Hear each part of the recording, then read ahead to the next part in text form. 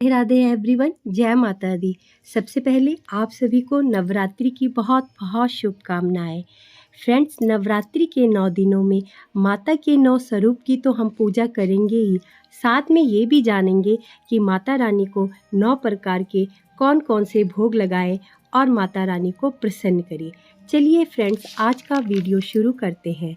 सबसे पहले माता शैलपुत्री का दिन है, तो उस दिन हम उनको देसी घी का भोग लगाएंगे। मान्यता यह है कि अगर हम देसी घी का भोग लगाते हैं तो हमें जीवन में सुख मिलता है, हमारे जीवन स्वस्थ बनता है और कष्ट दूर होते हैं। दूसरे दिन हम माँ को शक्कर का भोग लगाएंगे, मिश्री का भी लगाएंगे। मान्यता यह है कि अगर हम शक्कर का भोग लगाते हैं तो उससे हमारी आयु लंबी होती है। फ्रेंड्स, तीसरे दिन दूध का भोग लगाएंगे। ये मैंने पंचमेवे की खीर बनाई है फ्रेंड्स, कि दूध का भोग लगाने से हमारे जीवन में सुख आता है और सारे कष्ट चले जाते हैं। चौथे दिन हम माता रानी को मालपुए का भोग लगाएंगे।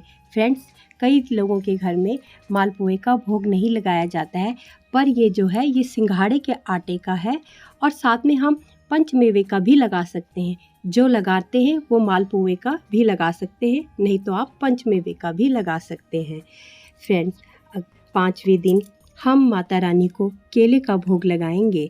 मान्यता है कि जब केले का भोग लगाते हैं तो हमारे घर में सुख शांति बनती है। छठे दिन हम माता रानी को शहद का भोग लगाते हैं। शहद का भोग लगाने से हमें घर में ऐश्वर्य आता है, वैभव आता है, धन का लाभ होता है और सुख का योग बनता है। तो इसलिए आप भी शहद का भोग ज़रूर लगाएं। फ्रेंड्स, सातवें दिन हम माता रानी को गुड़ का भोग लगाएंगे। मान्यता है कि गुड़ का जब भोग लगता है तो हमारी सभी मनोकामनाएं पूर्ण होती हैं और माता रानी प्रसन्न होती हैं, इसलिए गुड़ का भोग भी हमें ज़रूर लगाना चाहिए। आठवें दिन हमें माता रानी को नारियल का भोग लगाना चाहिए। कहते हैं कि जब नारियल का भोग लगता है तो घर में सुख समृद्धि आती है और हमारे घर का जो वातावरण है खुशियों से भर जाता है, इसलिए हमें नारियल का भोग लगाना चाहिए।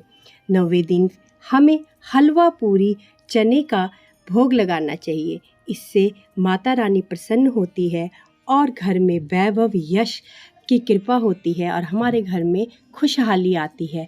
फ्रेंड्स, कई लोग कई तरीके का भोग बनाते हैं, लेकिन हलवा पूरी और चने का भोग हमें ज़रूर लगाना चाहिए। और लास्ट में सबसे इम्पॉर्टेंट बात यह है कि ये जो पान का बीड़ा है, मीठे पान का, इसमें मिश्री, लौंग और इलायची है। ये हम 9 दिन में किसी भी दिन लगा सकते हैं। फल भी हम माता रानी को पंचमेवे पतासे का भोग भी हम रोज़ लगा सकते हैं और इसके लिए हमें कोई दिन नहीं देखना है। और माता रानी के भोग के साथ हमें पानी ज़रूर रखना है, उनको जल भी देना है।